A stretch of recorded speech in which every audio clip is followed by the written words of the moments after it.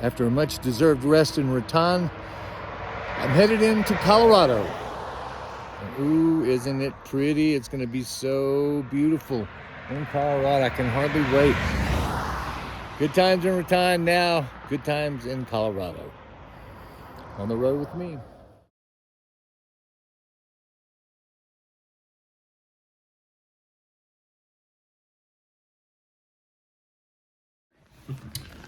So here we are in Colorado Springs, and my good friend John Carlson. Now, you dabble in magic, don't you? I do, yeah. You do more than dabble. You are one of the best key makers for the 3-shell game, bar none, in the USA. And you also create shells that are magnificent. Some of the shells that you make are my everyday carry. I don't talk a lot about magic or the shell game or something on this particular channel, but this is the go-to guy right here. And how long have you been fascinated with the shell game? It started out when I was really young, like probably 8 years old. I actually invented I used bottle caps and I took a quarter and I glued felt on the bottom of the quarter and I used that as my pea. That was my first dabbling into it. And my dad had a friend that he was a software engineer, or he worked for the government, that actually came over and showed us a lot of coin magic. And my dad was always fascinated with trying to figure out how the trick was. So he took me to a local place called Zizos in Colorado Springs. I bought a top hat from Zizos. Yeah. Yeah, and sad thing is, it's no longer. I don't think it's in existence anymore. They had to close shop. So basically, with magic shops being closed out, at this point, I decided to start dabbling into it. And this has been a couple of years since I've started really getting into it. It's been a lot of research with making the peas, a lot of trial and error, and also a lot of trial and error with the shells. But I finally got it to where it's up and running, and now I just need to spend more time, getting it more productive, I guess, production oriented. So I don't know that I've ever mentioned that I'm also a magician, and because primarily I talk about just the travels and everything. But again, this guy is like one of the guys when it comes to making shells and the pea game in the USA. I don't know that you have a contemporary in that arena. Can you think of somebody in the USA that's doing the kind of work that you're doing? I don't think so. I know L. Lamphers from 3shell.com. He actually is retiring, and people that have ordered from him have noticed that his production is becoming less and less.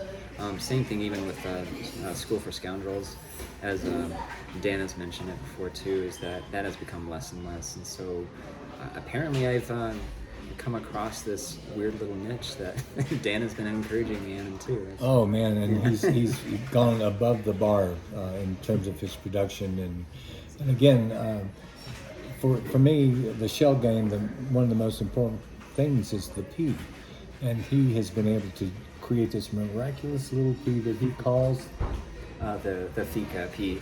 And what does that mean? It's basically a Swedish word. My wife actually came up with it. Well, she found it in the Swedish language, and being that I have a Swedish heritage, fika just means like a spot or a place to have coffee and have a break, in which is exactly what we're doing here. Yep. Fika and talking about magic. So yeah, it just connotates a friendship and kind of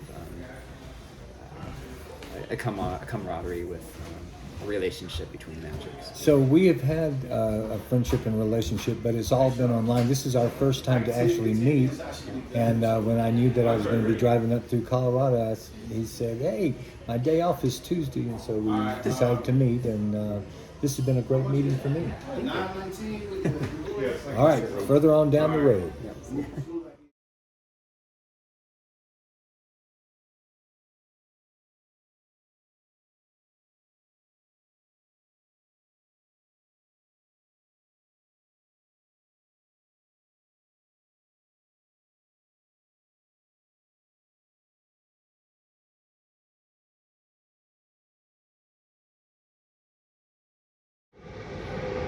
Well, it's been a long day. I left Colorado Springs. It started raining on me in Colorado Springs, and I didn't get out of Colorado Springs until about 3:30 or 4. So I thought, I'm not going to be able to make it to one of these areas that I was going to camp in. I found a beautiful little spot here in an area called Cascades, which apparently is close to the North Pole. Hey, I should be familiar with the North Pole. In case you didn't know it, at one time or another, I've performed as Santa Claus, but not within the last couple of years. I just kind of got tired of it. But anyway, it's a beautiful little spot. It's a beautiful little motel. I'll show you some pictures of that in just a minute. But I'm going to stay the night in Cascade and then get an early start in the morning. Head towards Rocky Mountain National Park. Isn't that a pretty sculpture in there? It's of a stag. But anyway, I'm loving it here in Colorado. The temperature is a lot cooler.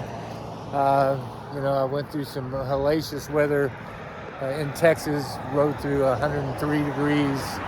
I've actually, before I've ridden in 112. That was in Albuquerque 2 years ago, and it was not fun. But anyway, I'm going to get a good rest, get an early start in the morning, and head to the Rocky Mountain National Forest. And again, I'll show you a real quick view of the little place I'm staying at. Cascade Lodge is the name of it.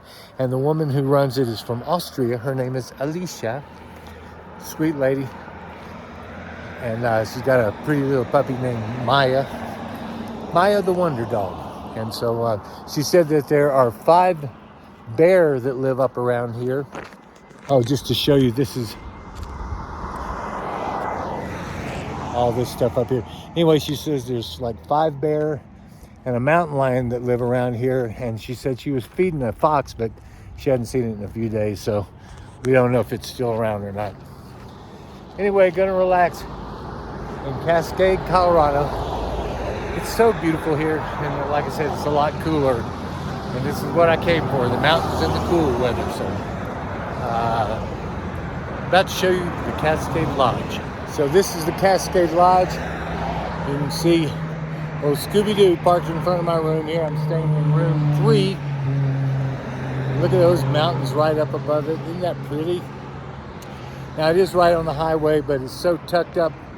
The woman who owns the motel said, the reason I like it out here is because there's no crime, you know, because, you know, it's out in the middle of nowhere. And I think I like that too. Anyway, it's a sweet little spot. The rooms are nice. The price is very affordable. Highly recommended. Cascade Inn in Cascade, Colorado. More to come. So I got a little snackish when I got back to the room, even though I'd already had this great kind of breakfast with Jonathan and his wife earlier. I decided, yeah, I'm a little snackish, so I came down less than a mile away, and there's this place called Wines of Colorado, Creekside Dining, and sure enough, you know what? They have a creek right over here, and if I'd set up a reservation ahead of time, oh, there's my bike back there, I could have sat on the creek and dined with everybody else. But I'm sitting at the bar eating fish tacos and drinking plenty of water to rehydrate. I'm not doing wine today. But what a lovely little spot. Man, Colorado. It's cool. It's lovely. I can hardly wait to get an early start in the morning to head towards the Rocky Mountain National Park. I'll let you know how the fish tacos are, though. This is a cool little spot. You should check it out. Oh, it says Creekside Dining and Wine Flights. Whoa.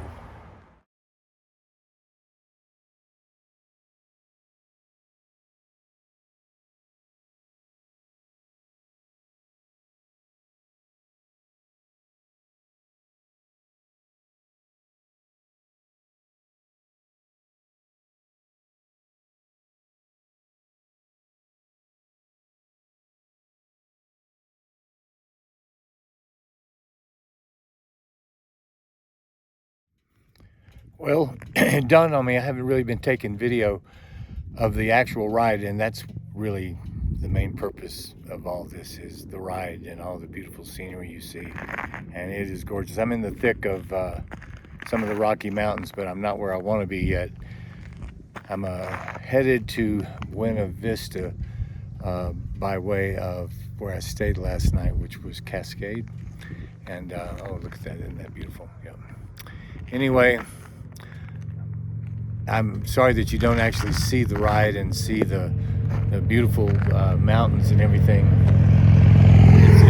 It's gorgeous. It's a beautiful day for it. I think it's supposed to rain about 4 o'clock today. I have my rain suit at the ready. Anyway, farther. Okay, I promise I'm not going to stop every 15 minutes to show you all these beautiful sights, but this was a place they kind of set aside so that you could pull over, and it's so beautiful. And this isn't even the big stuff yet. I'm loving me some time in Colorado. The air is pretty nice. I think it's probably in the 70s. I'm overdressed for it right now, but hoping to get up in some colder areas so I'll be dressed right. That was another biker. All right. Talk to you cheap.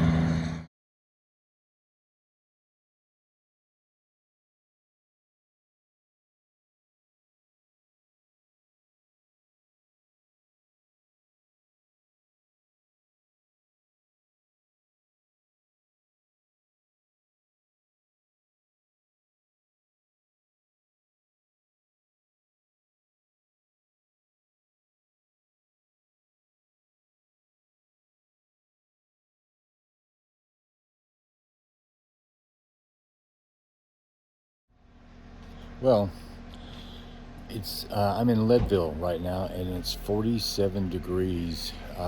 What happened is last night I kept dancing around the rain. I was getting sprinkles. I was getting, smatterings of getting a little wet and then getting a little dry, a little wet, a little dry. 5 miles outside of Leadville, it poured down, and I got completely soaking wet. And so I sought out the last room at this one hotel, and I wasn't alone. Check out all these. Anyway, here's old Scooby-Doo right here. I got it completely unloaded. Got to repack all my bags. I got to put all the wet stuff away. My boots are soaking wet. Fortunately, I have a second pair of boots with me, but it's going to be a cold ride up to Estes Park, going through those mountains back there. I think those are the mountains. I'm not sure, but I think those are the mountains I'm going to be going to get up there to Estes Park, Colorado. Boy, this life on the road is killing an old guy. Yep. But onward.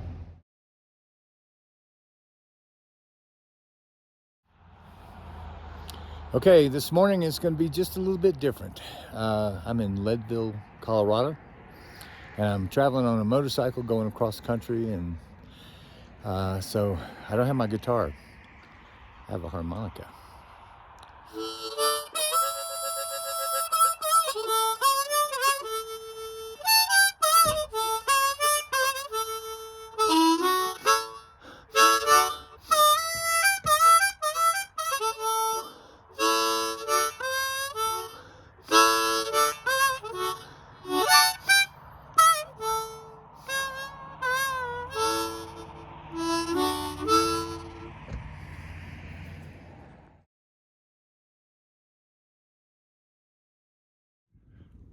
Well, my first time to cross the Continental Divide. I have a feeling I'm going to do it a couple of times. But there's old Scooby-Doo, and we're going to cross the Continental Divide and head to Shadow Mountain.